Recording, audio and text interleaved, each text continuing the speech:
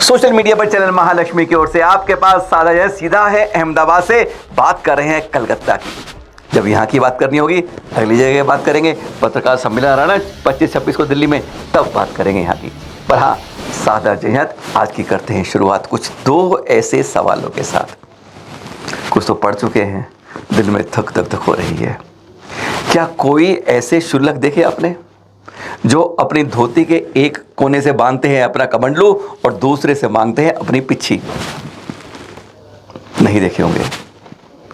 जब हमने देखे थे तब खुलासा हमने किया ऐसा क्यों करते थे, क्योंकि उस समय समाधि तक को तैयार हो गए थे। क्या सोच सकते हैं नए नए संत बने और कह दे मैं समाधि लूंगा?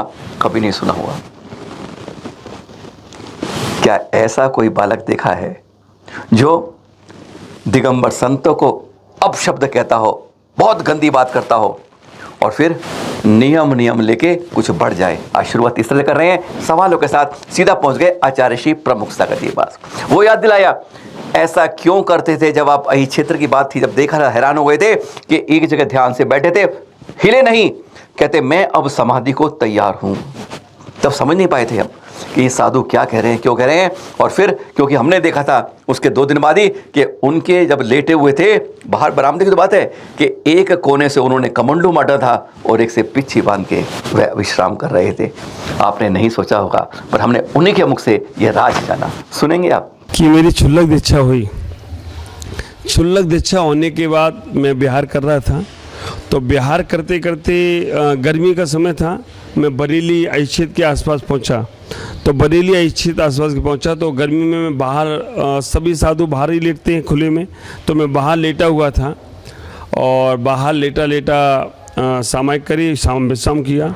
सुबह जब मैं उठा तो वहाँ मेरी पीछी नहीं, और पीछे नहीं तो जैसे बच्चों का कोई खिलौना खो जाए तो बच्चे रोते हैं, तो मुझे भी बहुत रोना आया। मैंने कहा मुझे अभी तो पीछे मिली, इतनी मेहनत से लड़ के झगड़ के घर से बाहर निकले, जैसे तैसे वहाँ पर से बचे, संयम लिया, पीछे मिली और अभी पीछे चली गई, मालूम नहीं थी कहाँ गई। सुबह उठकर मैं रोने लग गया। आचार्य ने कहा आओ भाई पिरगुल सागर, मेरा उस वक्त नाम था पिरगुल सागर, उन्हें आओ भक्ति करो, चलना है। मैंने कहा मेरा मौन भी ले लिया मैंने कि भाई मेरी जब पीछे नहीं आएगी तो मैं उठूँगा नहीं यहाँ से। तो वो बार बार इशारा किया, मैंने हूँ पीछे नहीं है। आचार्य ने देखी, सब लोगों को, नौकर को, कर्मचारी को बोला देखो कहाँ है आसपास पीछे। तो भक्ति में लेट भी हो रहे थे, फिर आचार्य खुद भी और संगे साधु भी देखने गई, पीछे नहीं मिली। तो मैं तो उठा नहीं, मैंने कि मैं तो यहीं समाधि लूँगा जब तक पीछे नहीं आएगी। उस वक्त कानपुर से निकला था, तो कानपुर वालों को खबर की वहाँ से पीछे लेके आओ। फिर आचार्य ने कहा कि भाई छुल्लिका माता जी हैं, गाड़ी में बैठ जाएंगी, उनकी पीछे लेकर महाराज जी को बिहार कराएं। तो छुल्लिका माता जी की पीछे से मेरा बिहार हुआ, लेकिन बहुत रोना हुआ आया कि मेरी पीछे कहाँ चली गई। आचार्य ने गांव वालों को बोल भी दिया कि भाई महाराज जी की पीछे मिले। कुत्ता मेरे पीछे नहीं पड़ा, लेकिन वो पीछे ले गया। वो पता नहीं कोई पूजन का साधु रहा होगा, तो वो उसको पीछे दिख के इस पास आ गया, तो वो पीछे ले गया। फिर वहाँ से वो पीछे आई दोपहर में, हमारा उस दिन आहार भी नहीं हुआ, पानी पी के आ गया। दोपहर में पीछे आई तो मैं इतना खुश हो गया कि बाप रे, जैसे हमको तो सारा सब मोक्ष मिल गया हो, ऐसा खुशी बहुत अंदर से अंदर आई। पीछे मिली, उसको इनाम दिया। फिर उस दिन के बाद मैंने कहा अब मैं पीछे, सोना तो बाहर पड़ेगा, गर्मी है, पंखा यूज करते नहीं थे, तो मैं उसके बाद ये करता था कि पीछे को लंगोटी से बांध देता था कि भाई अब कोई लगो पीछे खींचेगा तो मैं भी खींचूंगा। एक लंगोटी की तान से पीछे बांधता था, एक से कमंडल, कि भाई दोनों नहीं कोई लेके भागेगा। इंसान की तो कह नहीं सकता, जानवर तो नहीं भागेगा। तो ऐसा वो प्रसंग था, वो प्रसंग रहा मेरा।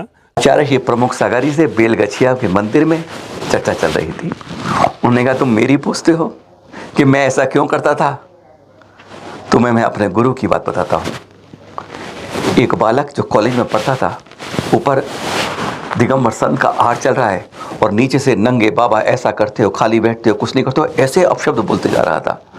उनके पिताजी बहुत धर्मात्मा थे और वो कह रहे थे जाओ बेटे, कहते हैं तुम कभी पिच्छी बनने लायक ना हो, कमंडलू पकड़कर चलने की कम से कम इतनी काबिलियत रखना, जब पिच्छी वाले साथ जा रहे हो तो कमंडलू पढ़ के कोशिश करना। क्या होता है, बस पिताजी ने कह दिया कि तुम इनका कमंडलू पढ़ के साथ चलना है, और वह एकदम फैशनबाज, फंटेबाज, वो साफ कह दिया उसने उनसे पकड़ो अपना कमंडलो, जब हाथ थक जाएंगे देखना मैं तुम्हारे बाप का नौकर नहीं हूं। ये शब्द उस बालक के थे, उन दिगंबर संत से।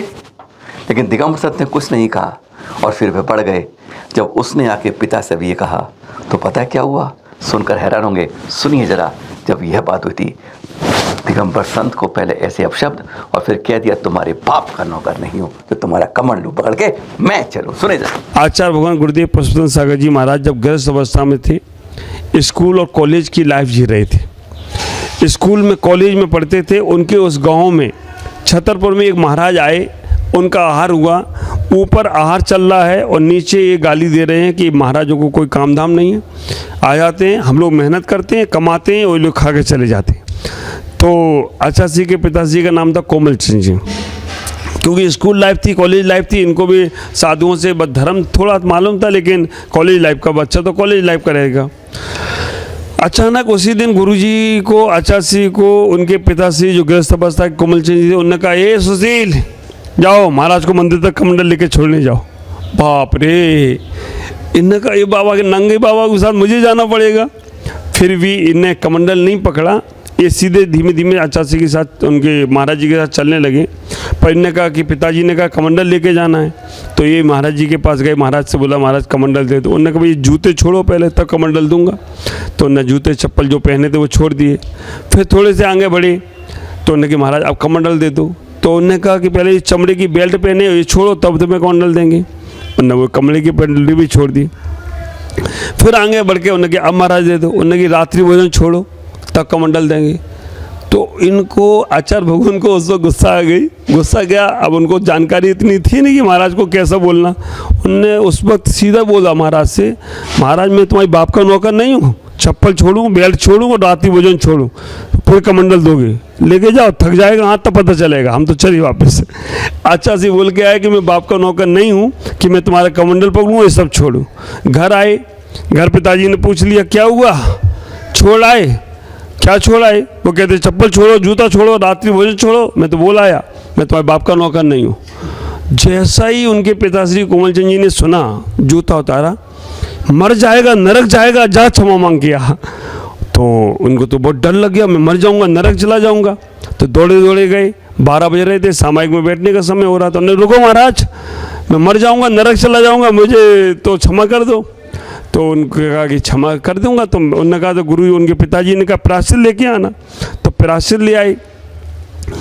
वो गुरु महाराज जो थे उन्होंने कहा प्रायश्चित में क्या लेना है? उन्होंने कि महाराज हम प्रायश्चित में लेते हैं उबली हुई लौकी खाएंगे, तुअर की दाल लेंगे, आम का अचार लेंगे, पापड़ और रोटी, इसके अलावा सबका त्याग।